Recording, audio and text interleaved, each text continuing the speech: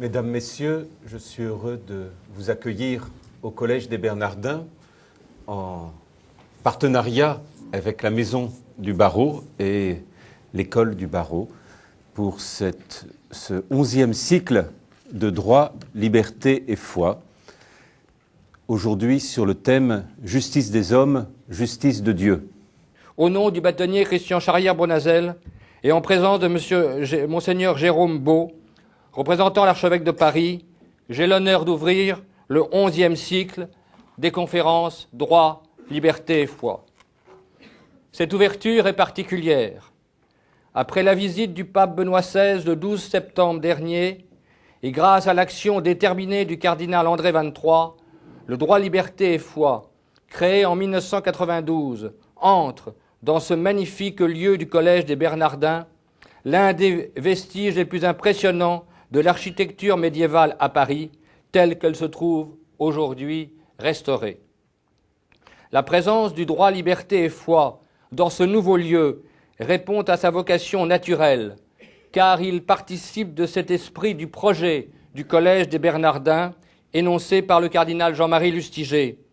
Faire du Collège des Bernardins le lieu où non seulement puissent se rencontrer toutes les forces vives de l'intelligence croyante, mais aussi le lieu où la confrontation de notre temps, dans ce qu'il a de plus contradictoire, d'exigeant, bouleversé, avec un message qui vient de loin, mais dont l'actualité est brûlante, lui permettent d'affronter les questions d'aujourd'hui, les questions de demain.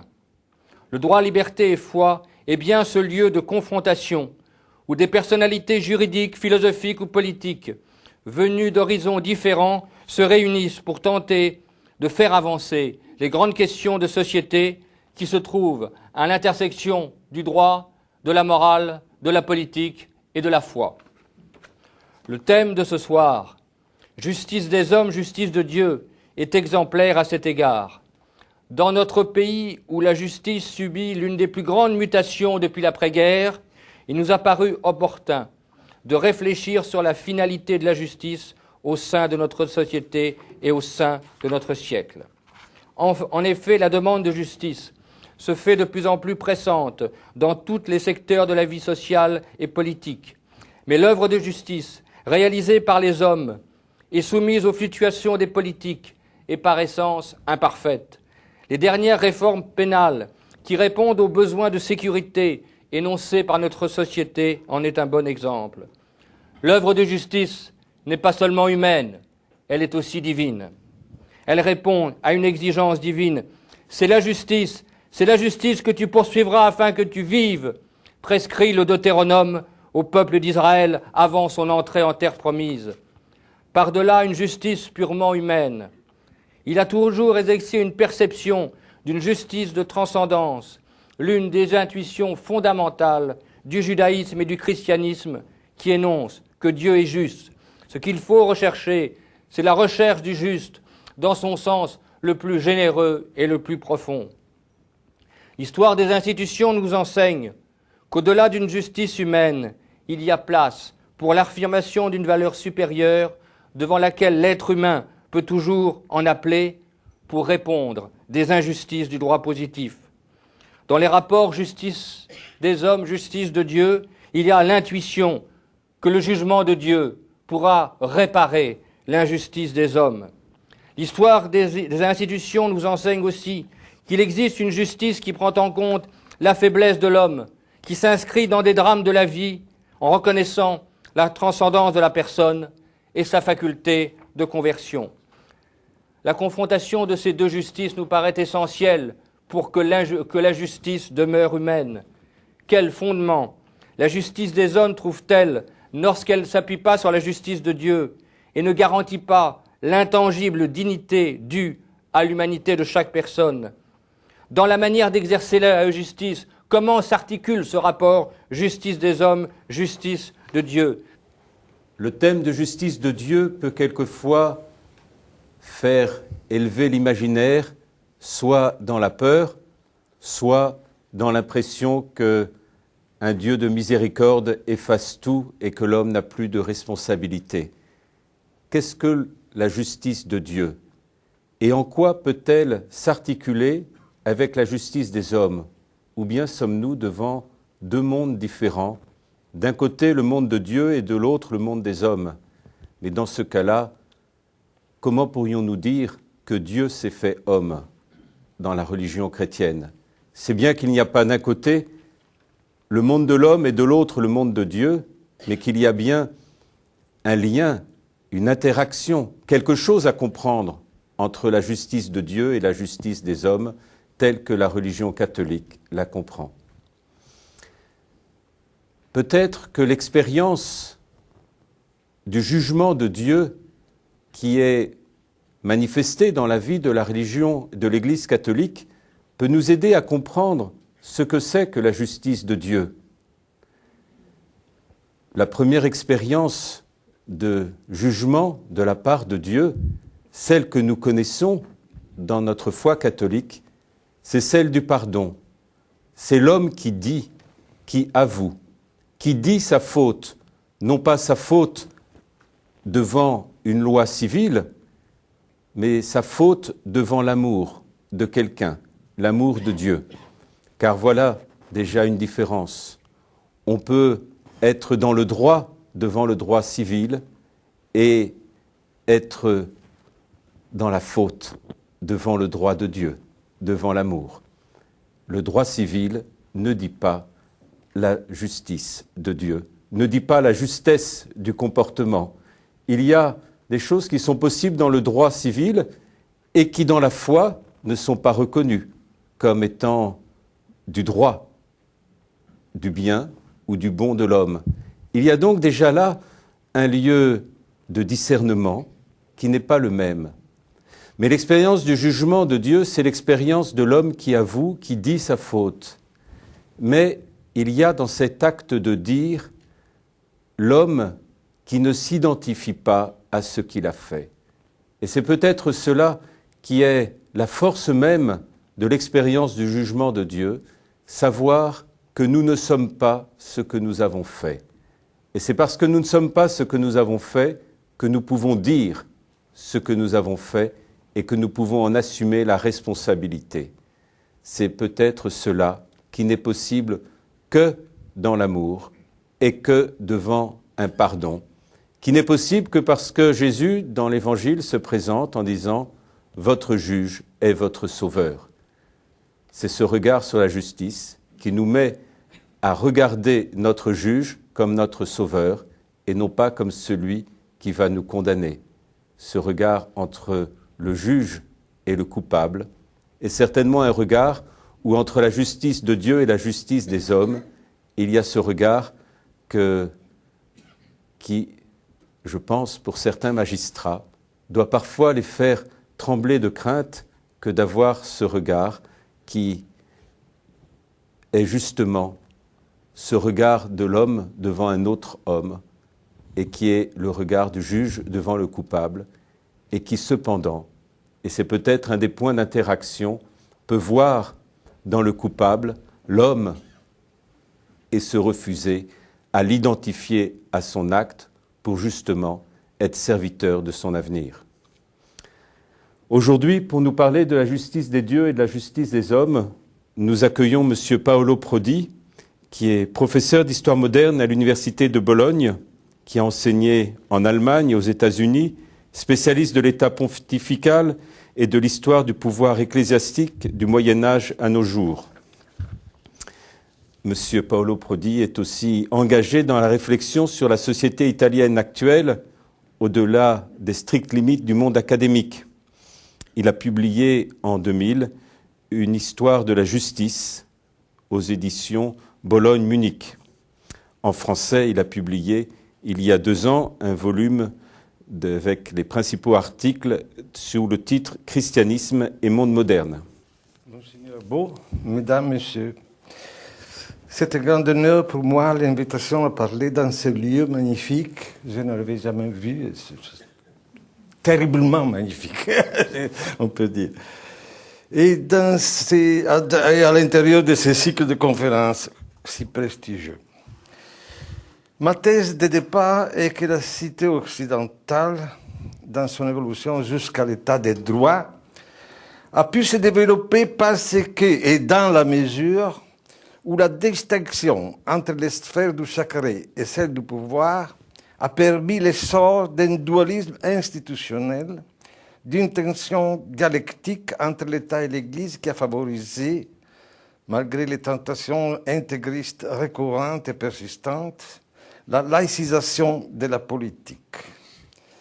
Cette distinction a permis aussi le développement d'un double niveau de normes concurrentes, les normes morales et les normes positives, et de deux instances différentes de jugement des actions des hommes, comme péché ou comme infraction, comme délit ou comme péché.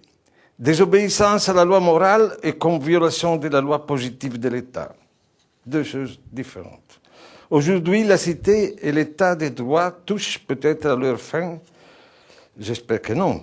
Dans la mesure où ces dualismes des normes s'effacent, alors même que l'on perd dans notre conscience collective le sens de la distinction entre les péchés et les délits.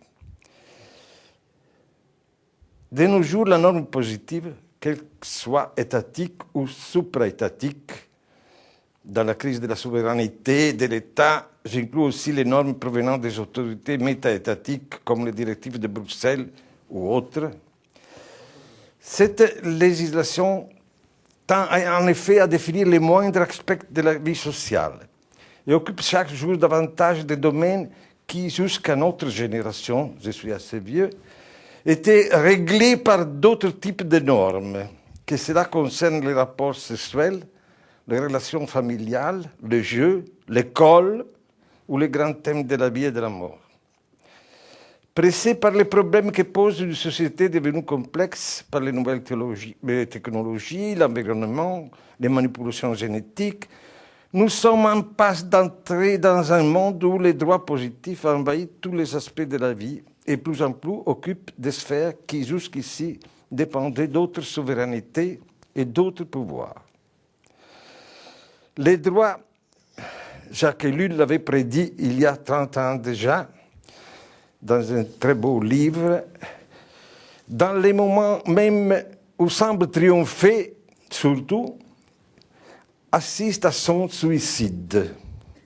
Je cite Jacques Ellul, « Les droits est indispensable pour la vie de la société, mais il est mortel de s'y réfugier entièrement, car c'est nier la chaleur, l'élasticité, la fluctuation des relations humaines nécessaires pour qu'un corps social, quelle que soit sa dimension, puisse vivre et non seulement fonctionner.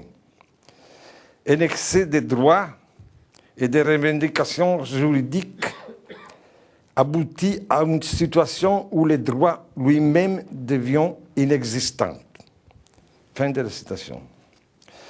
Le processus de modernisation du droit, qui s'était conclu par l'étatisation et la positivisation des normes avec l'élaboration des constitutions et des codes, avait mis un terme au pluralisme des systèmes juridiques médiévaux, sans pour autant faire disparaître le dualisme en question. Au cours des derniers 2 siècles et jusqu'à nos jours, on peut dire que celui a continué à se développer, ce dualisme, oscillant entre la sphère du droit positif, civil ou ecclésiastique, et la sphère de la conscience, ce qui a permis l'expansion de la cité vers l'état de droit. Ce n'est qu'à présent que cette tension, ce dualisme semble s'effriter. Aussi, la survivance elle-même de la ville est-elle remise en cause.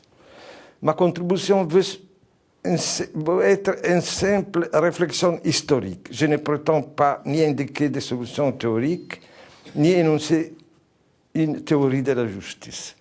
Je voudrais tout simplement montrer avec quel bagage nous abordons les passages à cette globalisation, ce nouveau millénaire, peut-on dire. Une première réflexion s'impose sur la formation des catégories, des crimes et des péchés, sur la naissance de la séparation de ces deux concepts, la formation d'une frontière mouvant au fil des siècles entre le jugement de Dieu, dont parlait Monseigneur Beau, et les jugements des hommes, la justice divine et la justice humaine. Il n'est guère possible de s'arrêter ici sur les origines judéo-chrétiennes de ce dualisme. Naturellement, on devrait parler de tout ça, mais nous n'avons pas le temps ce soir. Depuis les rapports entre la prophétie et le pouvoir politique de l'Ancien Testament jusqu'au Quesum Caesaris Caesari et Quesum Dei Deo, à l'empereur ce qui est de l'empereur, à Dieu ce qui est de Dieu, du Nouveau Testament. Commençons donc par le tournant du XIe siècle, lorsque ce dualisme, grâce à la réforme grégorienne de la papauté, a produit en Europe un dualisme institutionnel stable de pouvoirs et de normes.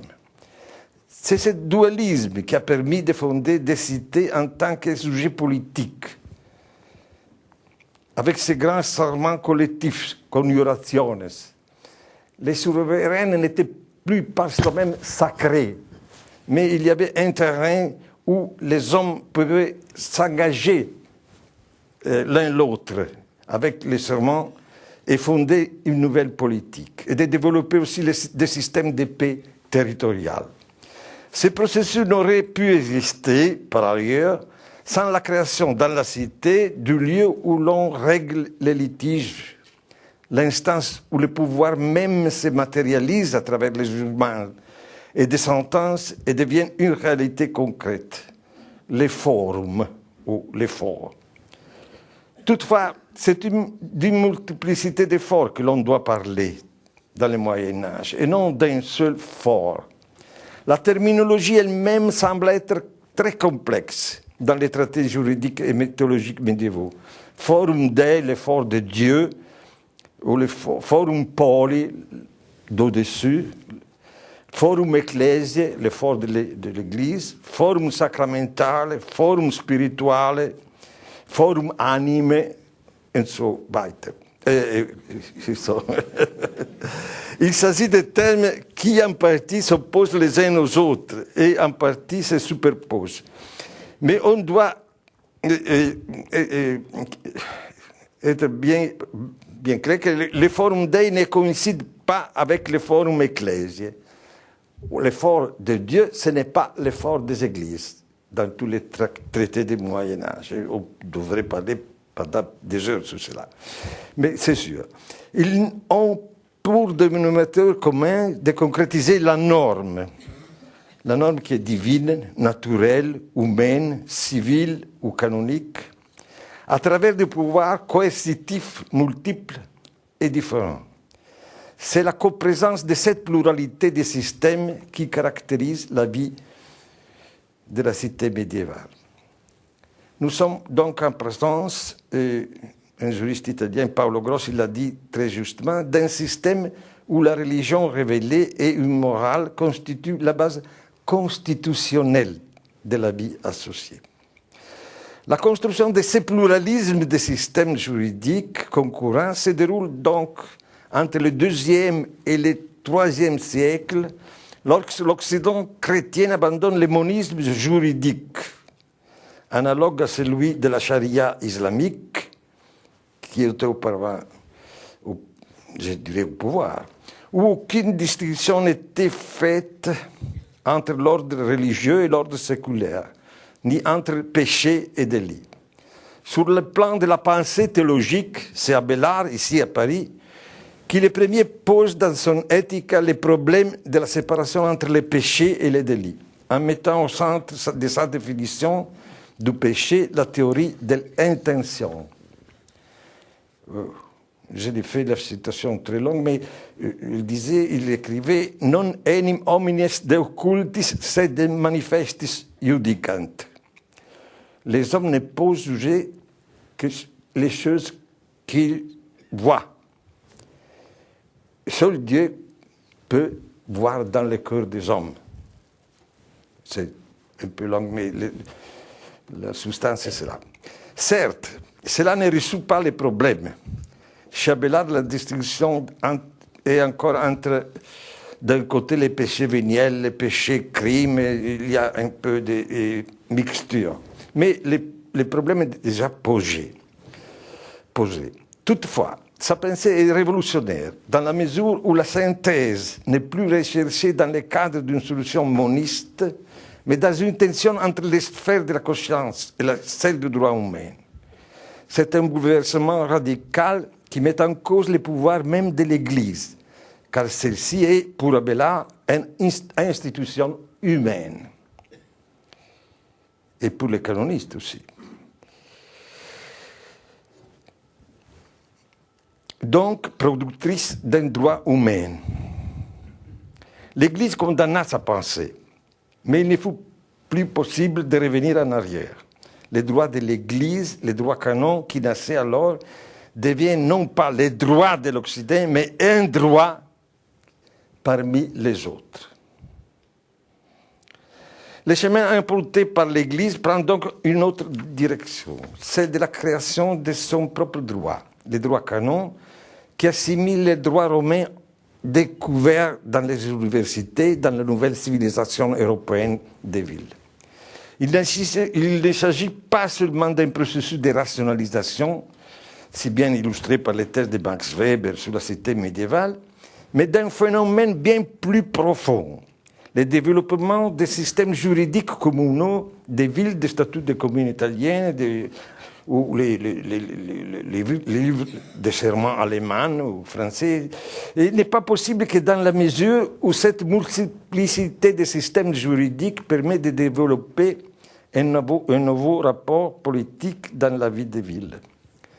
La naissance du droit canon, donc, ne se limite pas à ouvrir la voie au pluralisme des systèmes juridiques concurrents, l'utrum queius latin, et à la distinction entre les deux forts, canon et civil, mais il introduit aussi un rapport inédit entre l'ordre humain, civil ou canon quel que soit, et la conscience. La ligne de démarcation apparaît clairement sur les plans juridiques dans les traités de pénitence des Gratiens, dans les premiers canons, le Concordia discordantium canonum, la concorde des canons qui divergent. C'est la définition du décret des Garcia. Mais annonce aussi la division des droits considérés jusqu'alors communautaires, avec ces répartitions internes classiques, divines, naturelles, humaines, dans une nouvelle pluralité de systèmes concurrents. Les conflits qui naissent alors dans les villes médiévales ne concernent pas seulement donc la concurrence entre les droits canons et les droits séculaires. Ils touchent aussi au rapport entre les pouvoirs sacramentels de l'Église, les pouvoirs de rémission des péchés et plus en général les pouvoirs inhérents à l'ordre sacerdotal et le pouvoir de juridiction au sein de l'Église. On ne peut pas aborder ici les sujets de l'essor de la théologie sacramentelle au IIIe siècle, mais en me limitant à la question du fort, je pense que l'on peut affirmer que la papauté cherche à résoudre les problèmes dans la pratique en créant un fort ecclésiastique sacramentel du type auparavant inédit, avec la diffusion obligatoire de la confession auriculaire des péchés, avec le tribunal de la pénitence. Il y a ce célèbre canon 21 du Concile du Latran de 1215 qui tient une place centrale dans cette évolution, dès lors qu'il impose aux chrétiens la confession annuelle des péchés à leurs prêtres,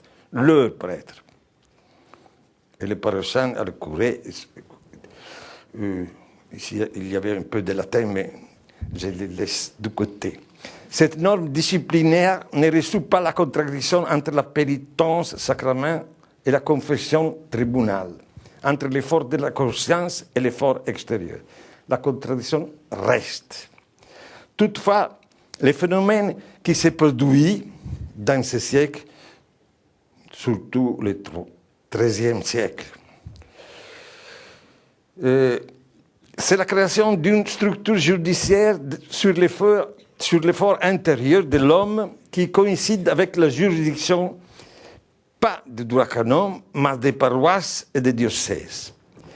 Ne pouvant examiner ici l'histoire du tribunal de la confession, je me limite à souligner son caractère judiciaire et sa naissance en tant qu'institution juridique. D'où les rapports étroits avec les censures ecclésiastiques comme l'excommunication, l'interdict, ainsi qu'avec la répression de l'hérésie au moyen de l'Inquisition. Il y avait cet extrême. Il importe surtout de constater la naissance, à cette époque historique, d'une catégorie intermédiaire entre le péché et les crimes, à savoir celle du péché, ainsi dit, réservé, peccatum reservatum, dont l'absolution requiert l'intervention de l'évêque, ou voire du pape, en personne, ou par le biais du tribunal de la pénitentiarie apostolique. Et aussi, il y a entre les péchés et les délits et les crimes un tertium genus, une troisième espèce qui survivra jusqu'au Vatican II, où l'effort intérieur et l'effort extérieur se confondent dans un,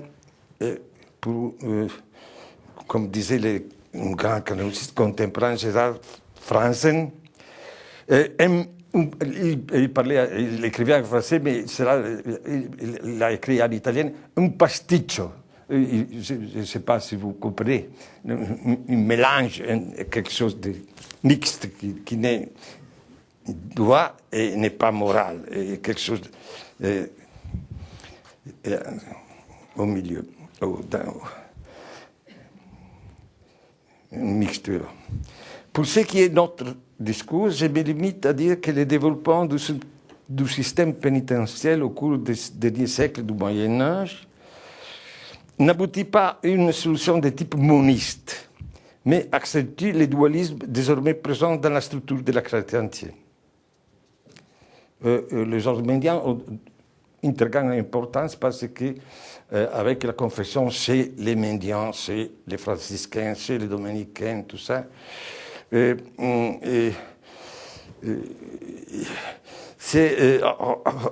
a rompu la juridiction de la paroisse et de la diocèse. Mais aussi, c'est un discours assez compliqué. Mais les franciscains et les dominicains deviennent-ils, et nous les voyons dans nos villes, dans toute l'Europe, les grands confesseurs de la ville médiévale et renforcent un fort spirituel parallèle et complètement distinct des forts extérieurs, non seulement des tribunaux civils et de leurs nombreuses structures urbaines, mais aussi des tribunaux ecclésiastiques. Les paysages urbains et architecturaux de nos villes, avec les grands basiliques des ordres mendiants, portent lui aussi l'empreinte, encore aujourd'hui, de cette double présence dans la prédication, mais aussi dans l'administration de la justice pénitentiaire. Ce sont les médians, les grands interprètes de cette juridiction pénitentiaire. Ce pluralisme est remis en cause par le processus d'étatisation des règles et de la justice qui se développe depuis la seconde moitié du XVe siècle. Même la recherche historiographique sur la réforme ne peut faire abstraction, à mon avis, de cette considération que je résume très brièvement. Entre 1450 et 1650, on assiste, sur le plan global des lois qui règlent le comportement des hommes, à une mutation étroitement liée aux transformations institutionnelles qui conduisent à la réforme et à l'Église des Trente, à l'Église de la Réforme et à l'Église romaine tridentine, à l'organisation des églises confessionnelles. Aussi, c'est très long d'expliquer tout ça, mais je crois que l'Église confessionnelle des temps modernes, catholique ou protestant, évangélique, sont très différents de l'Église du Moyen-Âge. Les résultats seront très différents par les églises évangéliques et l'Église restée fidèle à Rome, naturellement. Ce sont deux chemins tout à fait différents entre eux. Mais on ne peut pas cacher le fait que la formation des églises territoriales liées au pouvoir politique local dans la chrétienté européenne est liée en anglais, au state building, à la construction de l'État moderne. Un processus de construction de la souveraineté étatique qui avait été amorcé bien avant la réforme et qui mettait inévitablement en cause le pluralisme des forts, modifiant la conception même de la politique et de l'appartenance à la cité, à la vie politique. Il y a quelques années, j'essayais de montrer que même la papauté avait pris part de sa façon à cette mutation, en introduisant une sorte de prototype ou de modèle dans la figure du pape roi, du souverain pontife qui avait le pouvoir spirituel et le pouvoir temporel en même temps dans ses mains. Comme chef de l'Église et chef d'État, c'est le pape roi qui a pu composer avec les souverains, avec le concordat à partir du XVe siècle, pour créer une nouvelle alliance propre au siècle moderne entre le pouvoir temporel et le pouvoir spirituel. On sait que les échanges et les osmoses entre les camps opposés furent beaucoup plus complexes qu'on a pu le croire. La fonction du roi anglais comme chef de l'Église, jusqu'aujourd'hui, avec les problèmes qu'on connaît bien par la reine Élisabeth, fut modélée sur les pouvoirs attribués au souverain pontife. Les catéchismes sont nés à Wittenberg, pas à Rome, les catéchismes modernes. Et la profession de foi que le Concile de Trente imposa plus tard au monde catholique est née après la confession d'Auguste de 1530, pas avant. Je n'avance ici que quelques exemples élémentaires qui visent uniquement à faire comprendre que la réforme protestante et la réforme de Trente, de notre point de vue du péché délit, du péché crime, c'est là le problème de ce soir, on a apporté des solutions différentes à un même problème. Le problème est commun. Les solutions sont différentes. Un problème rendu plus vif par la naissance de l'État moderne, l'État de la loi positive. Alors, la centralité du problème du rapport entre le jugement de Dieu et le jugement du souverain, du magistrat souverain. À la fin du Moyen-Âge, la question centrale du débat théologique et juridique est celle de la loi. On peut dire qu'à l'époque du conciliarisme, tandis que la division déchire la chrétienté tout au long de sa première moitié du XVe siècle, la dichotomie entre la lex divina et la lex humana, la loi de Dieu et la loi des hommes, devient un fait évident, en termes plus ou moins radicaux. Ici, je devais citer Jean Gerson, un autre maître de Paris qui est, pour moi, le plus grand de tous les théologiens de la fin du Moyen-Âge.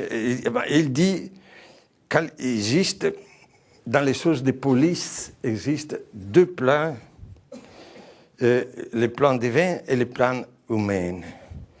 Et similiter jurisdictionum alia divina, alia naturalis, alia humana.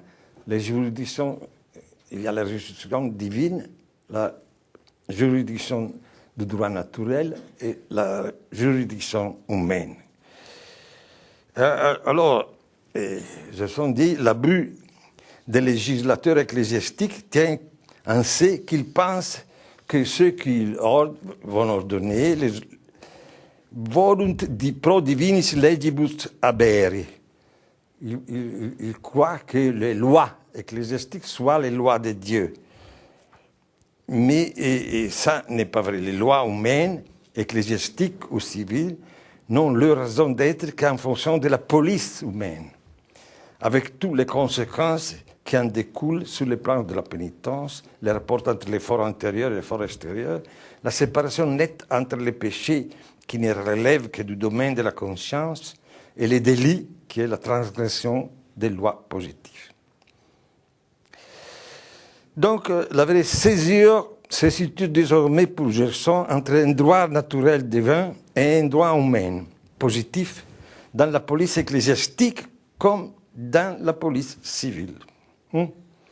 Aussi, la police ecclésiastique est humaine. Bien que la doctrine traditionnelle continue à considérer que la doctrine chrétienne se divise dans une science de l'être et une science du devoir être, la théologie, science de l'être, les droits canons, science du devoir, des devoirs être. La fracture dans la pensée du XVe siècle est manifeste. La science du devoir être n'est plus les droits canons. C'est la morale, c'est l'éthique qui va occuper la majeure part des œuvres de théologie et tout ça, mais ce n'est pas les droits canons. Il ne s'agit certes pas de chercher les précurseurs de Luther, mais de comprendre que dans la conscience chrétienne, cette cohabitation est finie et que les deux droits se sont désormais fondus dans un système unique de normes qui régit la chrétienté. Le problème n'est pas tant celui de la concurrence entre deux systèmes juridiques, civil et canon, distincts. La frontière passe dorénavant entre les droits positifs, où l'Église est de plus en plus en position d'infériorité par rapport au pouvoir croissant des nouveaux États, les nouvelles monarchies, tout ça, et les domaines de la conscience de l'autre côté. Entre les péchés comme transgression à la loi divine et l'infraction délit comme transgression à la loi humaine.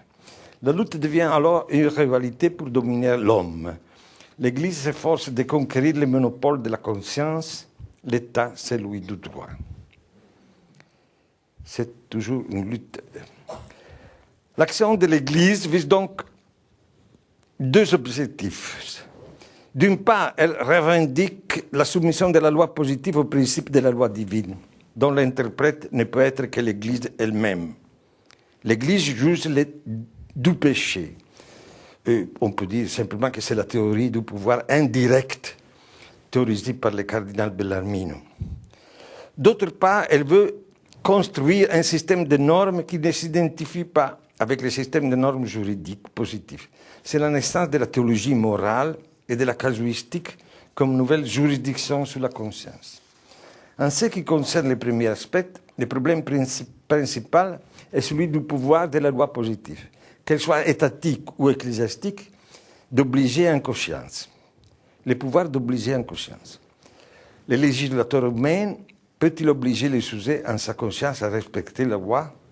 Les respects de la loi oblige-t-il seulement ad penem, c'est-à-dire pour les sanctions de la loi pénale, ou aussi ad culpam, dans la conscience de l'homme, du citoyen? Autrement dit, c'est un péché de violer la loi de l'État. Nous pouvons parcourir ici toutes les étapes de cette évolution. Du penseur du XVe siècle jusqu'à la réforme et le deuxième scolastique espagnol.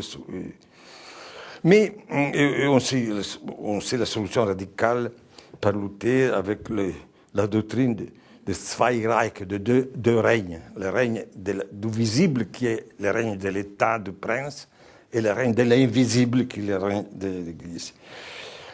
Mais le prince est le gardien de tous les deux tables du décalogue. Pas seulement de la première, pas seulement pour les préceptes qui regardent Dieu, mais aussi pour la seconde moitié, par les préceptes qui regardent la société. D'honorer le père et la mère, de ne pas tuer et de ne pas voler et tout ça. Je tiens cependant à préciser que même dans les églises évangéliques et réformées, on assiste au développement, notamment dans les villes, pensons à Genève, d'un système entremêlé de normes et d'efforts qui caractérise le début de l'époque moderne. Ce n'est pas une séparation aussi dans les régions protestantes. L'Église de Genève, par exemple, est certainement le conseiller moral de la ville. Mais il n'a pas le pouvoir direct, mais le conseiller moral de la ville. Il n'est pas vrai que pour un chrétien évangélique et réforme, tout se réduit à un rapport entre la conscience individuelle du chrétien avec la Bible. On écrit ça, mais ce n'est pas entièrement vrai. L'éthique protestante et réformée du XVIIe siècle et du XVIIIe siècle participe du phénomène de la casuistique commun à l'ensemble de l'Europe. face à l'essor de la législation positive étatique des ordonnances de police. Nous avons, spécialement dans le XVIe siècle, dans le XVIIe siècle, ces confrontations entre les ordonnances de police et les traités de casuistique. Mais on ne peut pas entrer dans cette question.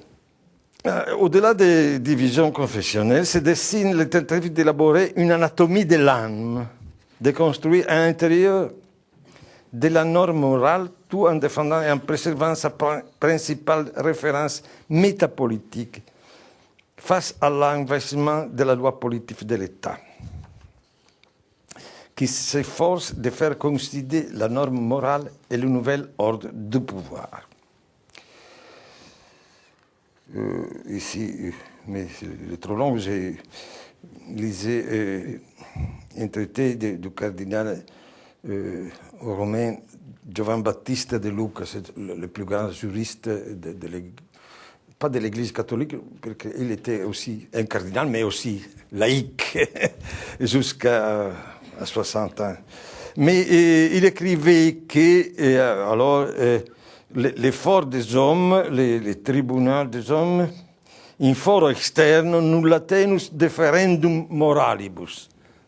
Dans l'effort civil, dans l'effort des hommes, on ne doit pas parler de morale. C'est une chose qui ne doit pas, mais seulement des choses qui se témoignent et qui se voient, qui sont prouvées par actis et probatis, par les actes et par les preuves. Un texte particulièrement efficace car il permet de comprendre que même au sein de l'Église catholique, les moralistes et les canonistes constituent désormais deux corps différents et séparés des spécialistes des normes, qui correspondent à la profonde césure qui s'est progressivement produite à l'intérieur de la chrétienté, entre les péchés et les crimes. Le dualisme chrétien s'est donc entièrement transformé en passant d'une pluralité des ordres juridiques concurrents, comme c'était au Moyen-Âge, à un dualisme entre d'une part la sphère de l'éthique et de l'autre part le droit positif étatique. Mais une place fondamentale, je crois, c'est toujours dans le XVIIe siècle, c'est dans la thèse de Hobbes, qui tout connaissent bien dans le Léviathan, mais je crois qu'il est bien de relire ce qui dit Hobbes, et une citation très brève. L'homme, dit Hobbes, peut dissimuler dans les recoins de sa pensée et nourrir en secret un péché que personne, ni un juge, ni un témoin, ne saurait connaître.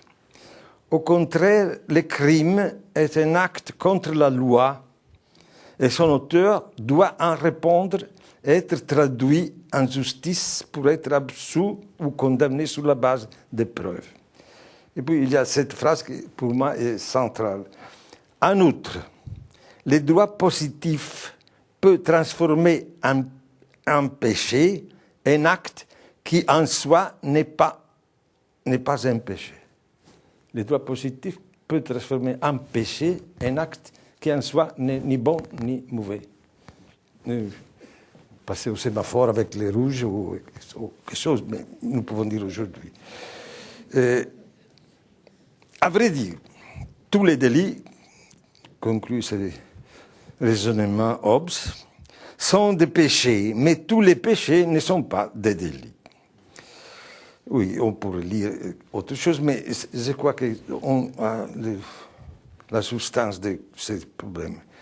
Je pense que ces réflexions contiennent in nuce toute l'histoire de codification du XIXe siècle et du droit pénal jusqu'à nos jours. L'identification du délinquant, du déviant et du pécheur.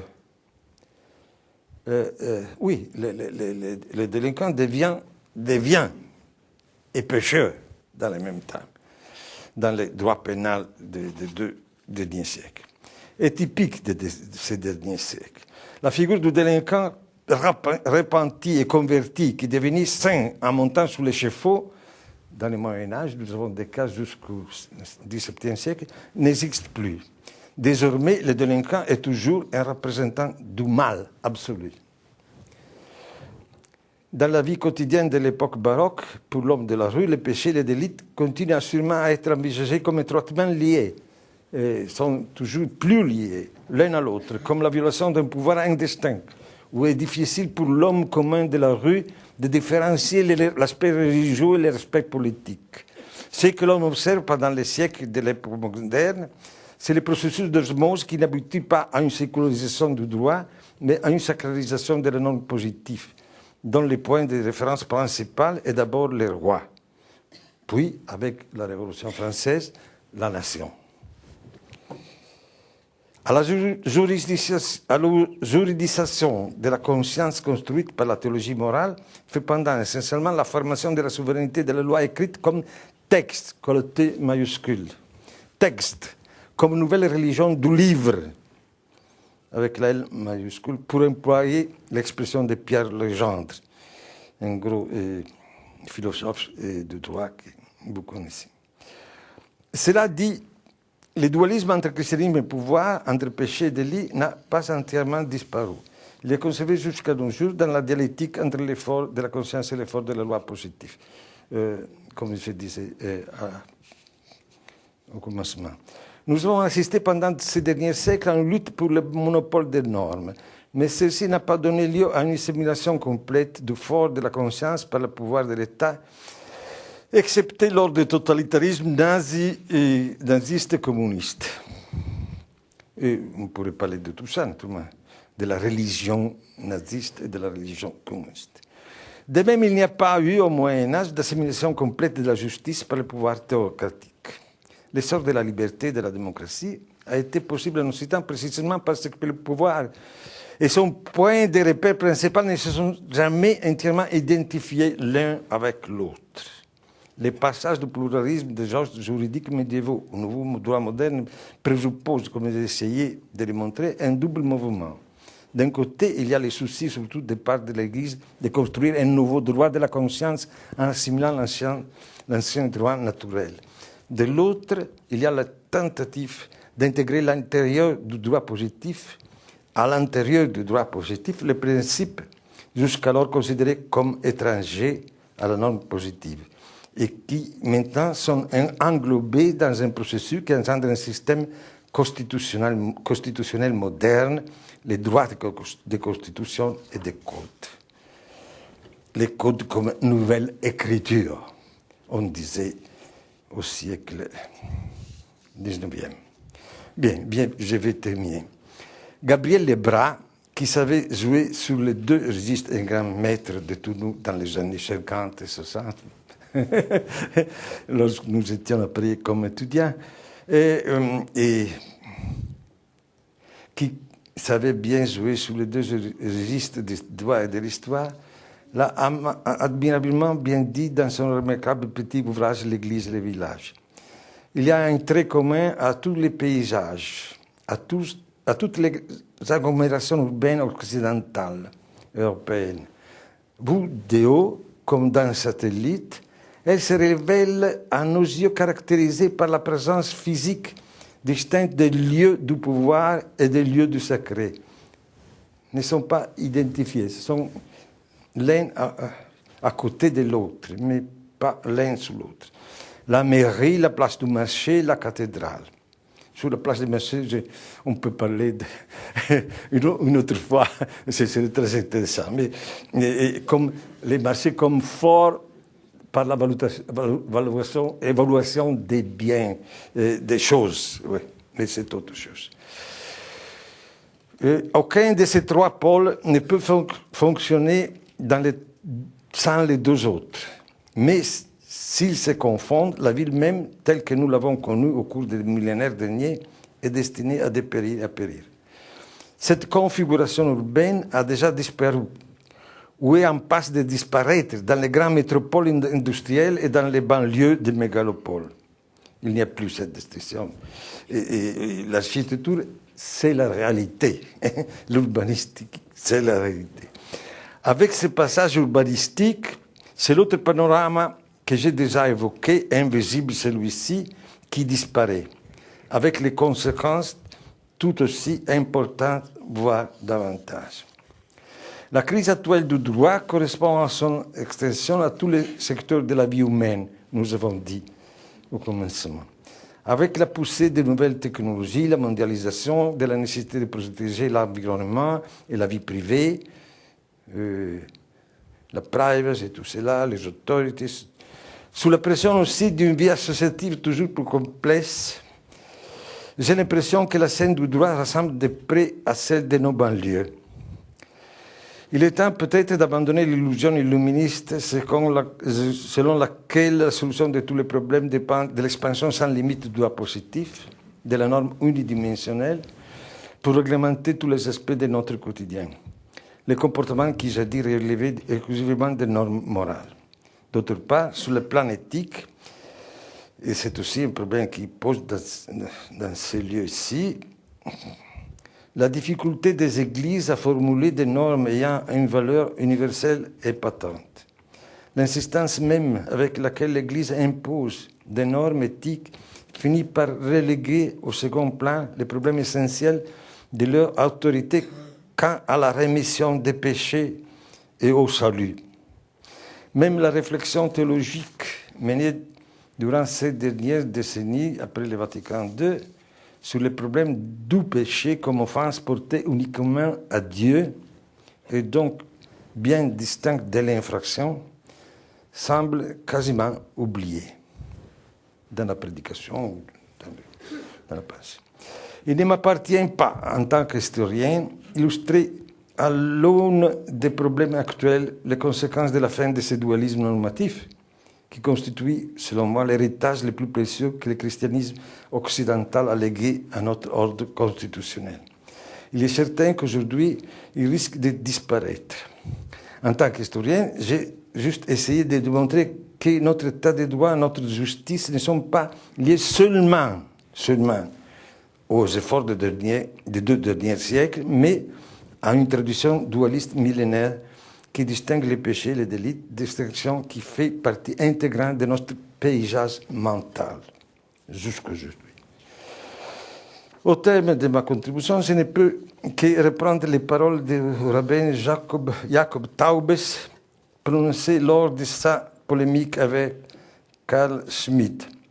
Paroles que j'ai voulu emprunter pour conclure mon dernier livre sur l'histoire de la justice, comme on disait. Disait le rabbin: comprenez-vous ce que je voulais de Schmitt? Je voulais lui montrer que la division entre le pouvoir séculaire et le pouvoir spirituel est absolument nécessaire et que dans cette délimitation, l'Occident exhalera son dernier soupir. Voilà ce que je voulais qu'il comprenne contre son concept totalitaire. D'après moi, le défi nous devons relever est d'une certaine manière interne à l'Occident, avant que d'être une confrontation avec les religions. C'est toutes les deux choses. Le problème n'est pas celui de réaffirmer formellement les racines historico-judéo-chrétiennes de l'Europe. Selon moi, c'est une discussion dans les dernières 2 ou 3 années qui allait croître. Ce n'est pas celui le problème, c'est quoi? Et encore moins, c'est de l'illusion de lumière, selon lesquels les mécanismes constitutionnels démocratiques mis en place au cours des 2 dernières années peuvent être exportés dans le monde entier, avec ou sans guerre. L'exportation de la démocratie, dont quelqu'un a parlé dans les dernières années. La vraie question est de savoir si et comment le dualisme qui s'est développé dans le monde judéo-chrétien peut être transmis aux nouvelles générations, aux jeunes, et aux nouveaux peuples, dans le contexte de la mondialisation. Ça, c'est le problème central que je vois. Je ne vois pas la solution, mais je vois le problème.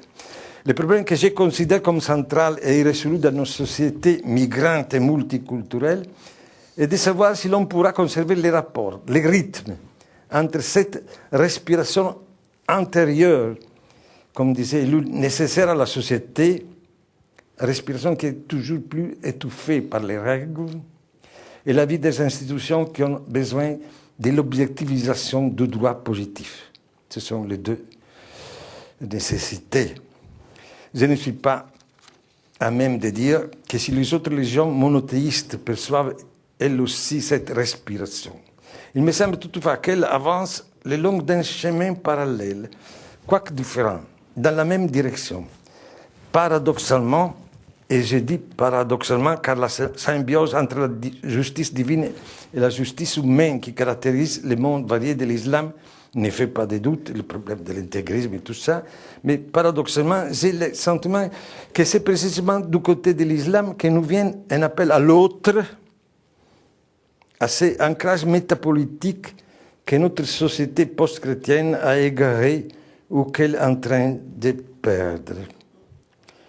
En nous détachant de notre tradition, nous, hommes d'Occident, nous éloignons de notre conscience personnelle et collective comme soit entre le bien et le mal.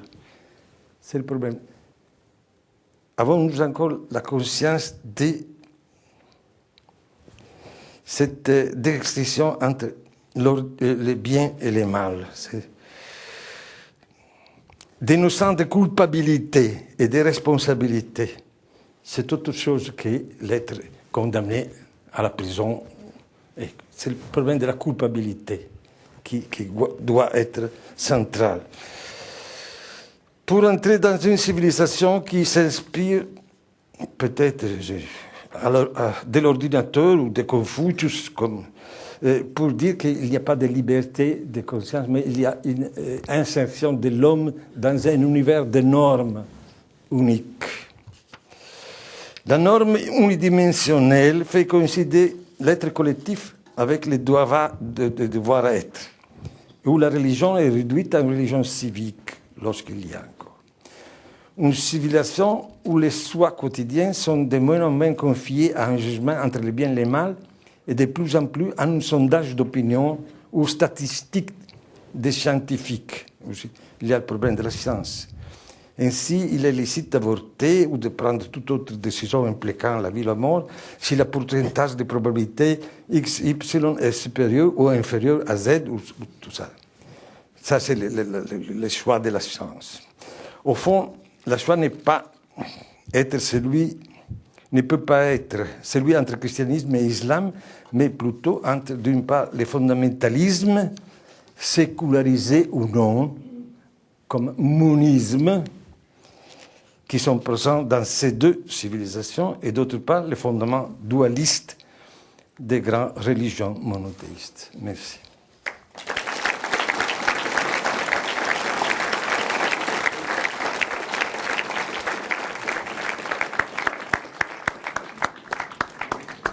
Merci beaucoup de nous avoir ainsi fait entrer dans le débat à travers le droit et l'histoire, de ce débat que nous vivons aussi à l'intérieur de toute conscience humaine, dans la recherche du bien et du mal, et dans ce que chacun, dans le sanctuaire de sa conscience, vit dans la dimension de la culpabilité, de la liberté et de l'amour.